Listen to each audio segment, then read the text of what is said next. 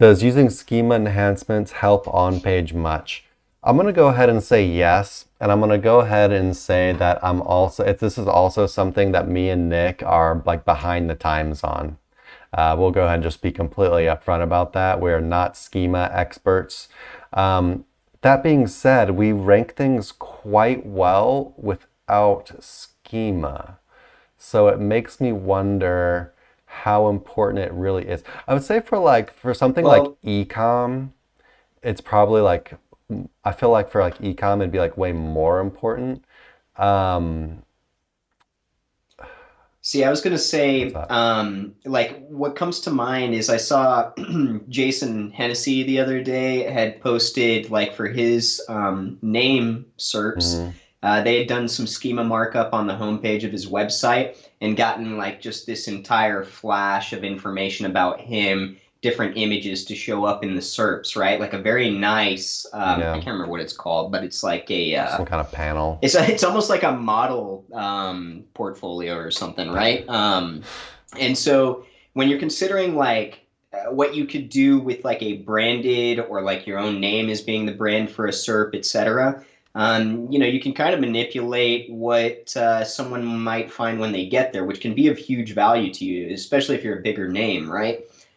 So that would be one example. And then, yeah, I think Chris is right as far as e-com goes, it would help there. And Pete's Um, site is kind of like e-com, if I remember yeah. correctly.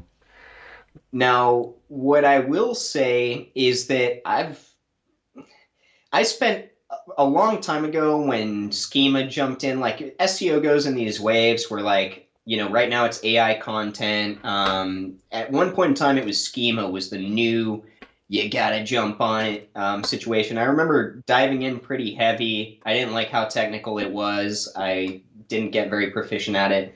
Um, but with like my affiliate It just sites, looks I'll notice technical that I though. get, It's just like code. yeah, You just like it's inject in your tedious. site, and Yeah. like you just have to figure out like what you need for your type of site. Like what are the important like Mhm. attributes that you want to fill in.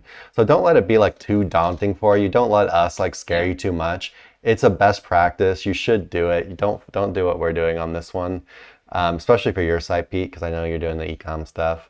Um, yeah, it's not too bad. And there's a lot of stuff that like helps you now, like rank math, and Yeah. I think even Yoast does some like schema Well, stuff that's now. what I was gonna say was like I feel like Yoast has enough functionality that I don't have to worry about, and I'm sure Rank Math does too.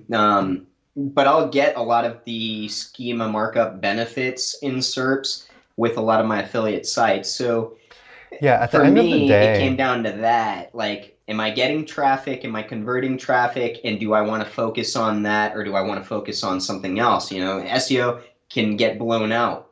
You can do any number of things, but you're only going to have a finite amount of time. yeah, see that's a Would it be better to have that in SOP?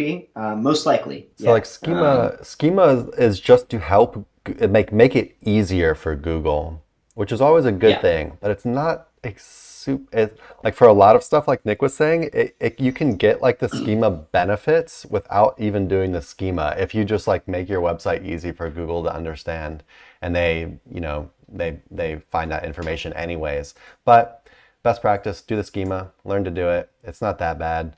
And just make it part of the process for putting up any page on your website, your product pages, all that good stuff.